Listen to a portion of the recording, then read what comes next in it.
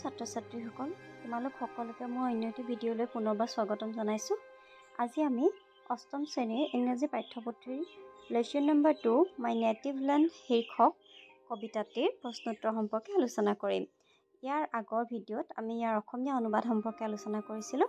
আশা কৰোঁ তোমালোকে সেইটো ভিডিঅ' চাইছা, আৰু যদি চোৱা নাই তেন্তে ডেছক্ৰিপশ্যনত মই তাৰ লিংক দি দিম, তোমালোকে চাই ল'বা আৰু মোৰ চেনেলটো ছাবস্ক্ৰাইব কৰি ল'বা, যাতে আগলৈকো এনেধৰণৰ ভিডিঅ'ৰ বাবে সহায়ক হয় আৰু ময়ো যাতে তোমালোকৰ বাবে এনেধৰণৰ ভিডিঅ' প্ৰস্তুত কৰিবলৈ উৎসাহ পাওঁ।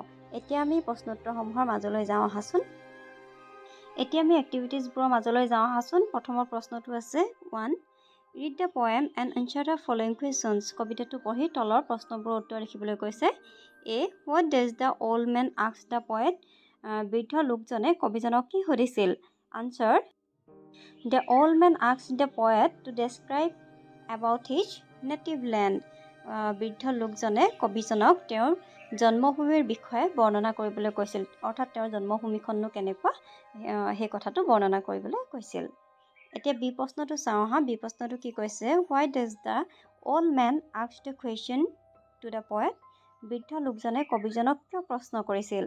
Because the old man is blind and he can't see. That is why he wants to know about his native land. কাৰণ বৃদ্ধ লোকজন কি আছিল? অন্ধ আছিল আৰু তেওঁ দেখি নাপায়। অন্ধ লোকজনে দেখি নাপায়, গতিকে তেওঁ নিজৰ জন্মভূমিখননো কেনেকুৱা সেয়া জানিব খুজিছিল। এতিয়া আমি চি প্ৰশ্নত লৈ যাওঁ আহাচোন। চি প্ৰশ্নটো কি কৈছে? How does the poet address the old man? What does the form of address mean? কবিজনে বৃদ্ধ লোকজনক কি বুলি সম্বোধন কৰিছিল আৰু তাৰ অৰ্থটো কি সুধিছে? Answer. The poet addresses the old man as ককা. কবিজনে বৃদ্ধ লোকজনক ককা বুলি সম্বোধন কৰিছে। ককা is an Assamese word which means grandfather. ককা মানে কি? ককা হৈছে এটা অসমীয়া শব্দ যিটোৱে গ্ৰেণ্ডফাদাৰ মানে ককা দেউতা বা ককাক বুজায়। এতিয়া আমি ডি প্ৰশ্নত লৈ যাওঁ আহাচোন। ডি প্ৰশ্নটো কি কৈছে? Why does the poet ask the old man to breathe deep? কবিজনে কিয় বৃদ্ধ লোকজনক দীঘলকৈ উশাহ ল'ব কৈছে? Answer. The poet asked the old man to breathe deep to remind his childhood friends. কবিজনে বৃদ্ধ লোকজনক দীঘলকৈ উশাহ ল'বলৈ কৈছে কিহৰ বাবে? বাল্যকালৰ বন্ধু বান্ধৱীসকলৰ কথা মনত পেলাব। With what does the poet compare the cool breeze on the old man's face? কবিজনে বৃদ্ধ লোকজনৰ মুখত লগা সেই ঠাণ্ডা বতাহজাকক কিহৰ লগত তুলনা কৰিছে?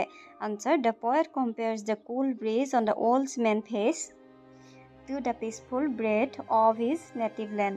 কবিজনে বৃদ্ধ লোকজনৰ মুখত লগা সেই ঠাণ্ডা বতাহজাকক নিজৰ জন্মভূমিৰ সেই শান্তিপূৰ্ণ উশাহৰ লগত তুলনা কৰিছে। মই যিমান পাৰোঁ সহজভাৱে তোমালোকৰ বাবে প্ৰশ্নোত্তৰসমূহ তৈয়াৰ কৰি দিবলৈ চেষ্টা কৰিছোঁ। তোমালোকে বহীত টুকি ল'বা। এফ প্ৰশ্নটোলৈ যাওঁ আহাচোন এতিয়া। এফ প্ৰশ্নটোত কি কৈছে? With what does the poet compare the contented gurgling of the little baby? কবিজনে সন্তুষ্টিপূৰ্ণ হৈ থকা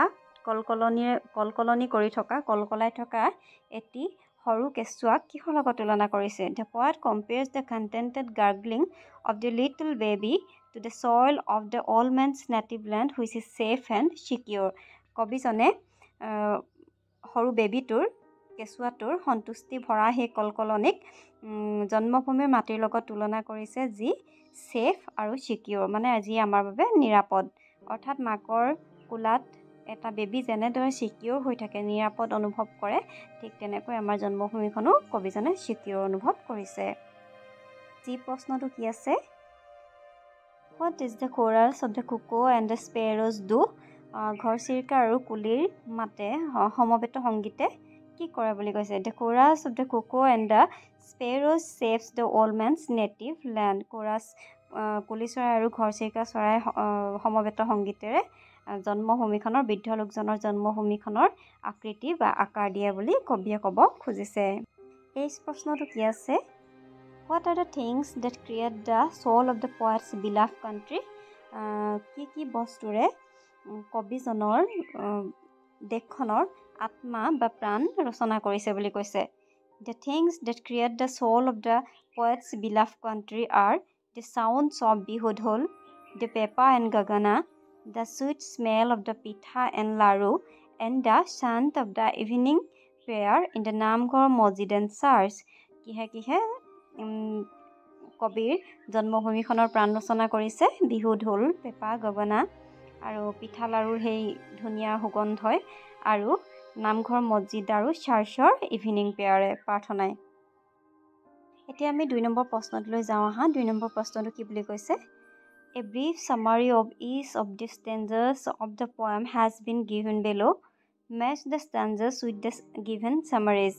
Mention the stanza number alongside the correct summary. ইয়াত তলত চমুকৈ কবিতাটোৰ সাৰাংশ দিয়া আছে, ষ্টাঞ্জাবিলাকৰ সাৰাংশ দিয়া আছে আৰু কেই নম্বৰ ষ্টাঞ্জাটোৰ সাৰাংশ হয় ইয়াত মিলাই লিখিব কৈছে। এইটো কি কৈছে? My native land makes me feel as safe and secure as a baby carried on a mother's back. মোৰ জন্মভূমিখনে মোক সিমানেই নিৰাপদ অনুভৱ কৰায় যিমান নিৰাপদ এটা বেবীয়ে তেওঁৰ মাকৰ পিঠিত বা বুকুচাত পায়। গতিকে এইটো কোনটো ষ্টাঞ্জাত কৈছে আমি চাওঁ আহাচোন। এইটোৰ ষ্টাঞ্জা নাম্বাৰ হ'ব 4। 4 নম্বৰ ষ্টাঞ্জাটোত কবিয়ে এই কথাষাৰ ক'ব খুজিছে।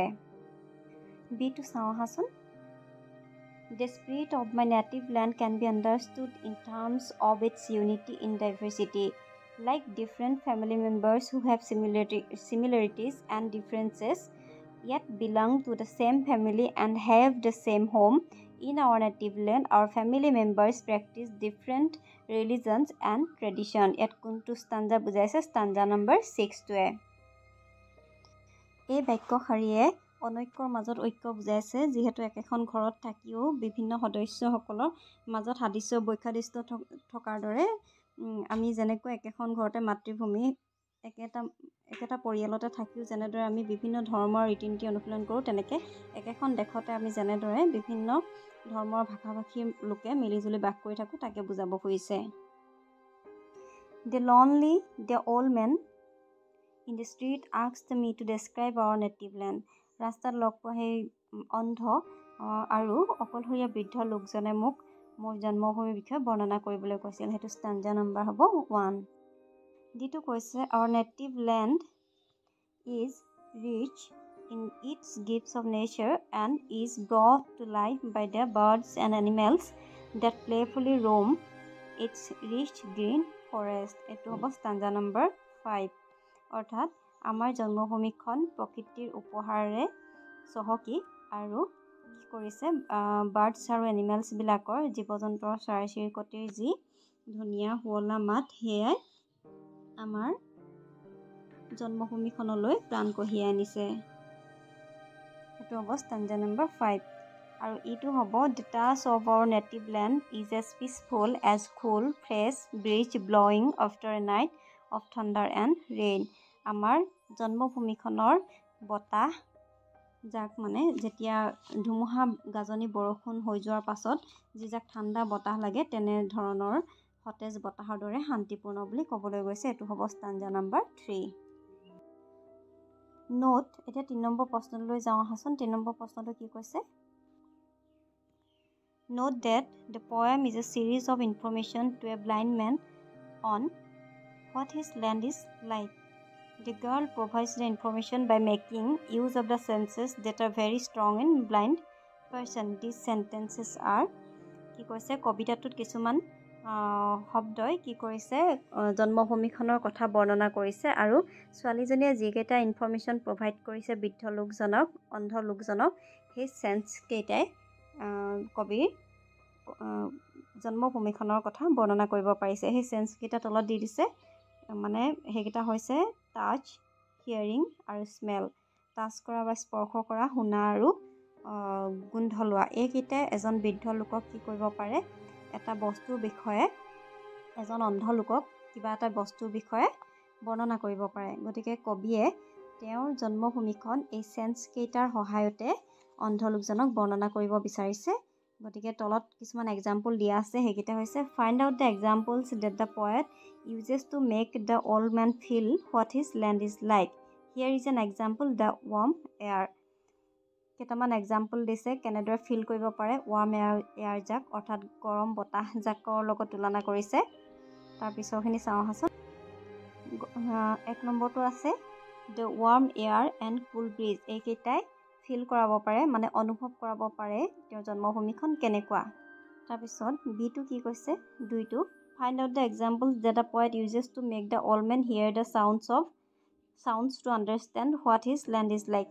কি সাউন্ডৰ দ্বাৰা বুজাব খুজিছে? The chorus of the cuckoo and sparrows, the gurgling of little baby, sounds of bihu dhol, pepa and gagana, scent of evening pear. কুলি চৰাইৰ ঘৰচিৰিকা চৰাই সমবেত সংগীত, লিটল বেবীৰ সৰু কেঁচুৱাৰ যিটো কলকলনি, তাৰপৰা বিহু ঢোল পেঁপা আৰু গগনাৰ চাউণ্ডছ আৰু ইভিনিং সন্ধিয়া সময়ৰ আবেলিৰ যি প্ৰাৰ্থনা সেইকেইটা শব্দই কবিৰ জন্মভূমিখনৰ কথা বুজাব খুজিছে। এতিয়া আমি 3 নম্বৰটো কি আছে চাওঁ আহাচোন। 3 নম্বৰটো কৈছে find out the examples that the poet uses to make the old man smell what his land is like. গোন্ধৰ সহায়ত কেনেদৰে বৰ্ণনা কৰিব বিচাৰিছে? কি গোন্ধৰ সহায়ত বৰ্ণনা কৰিব বিচাৰিছে? 3 নম্বৰটো অৰমা অফ পিঠা এণ্ড লাড়ু, পিঠা আৰু লাড়ুৰ ধুনীয়া গোন্ধৰ সহায়ত বৰ্ণনা কৰিব খুজিছে।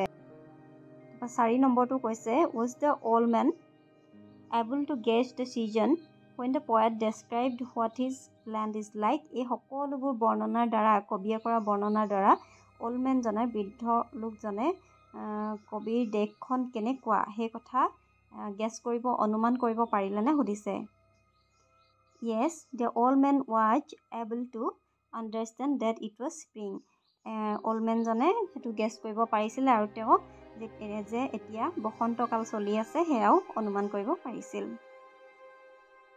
গতিকে মৰমৰ ছাত্ৰ ছাত্ৰীসকল, আজি আমি এই ভিডিঅ'ত ইয়ালৈকে আলোচনা কৰিলোঁ। ইয়াৰ পৰৱৰ্তী প্ৰশ্নোত্তৰসমূহ পৰৱৰ্তী ভিডিঅ'ত আলোচনা কৰা হ'ব, নহ'লে ভিডিঅ'টো বহুত দীঘল হৈ যাব। তাৰ বাবে তোমালোকে মোৰ চেনেলটো ছাবস্ক্ৰাইব কৰি ল'বা।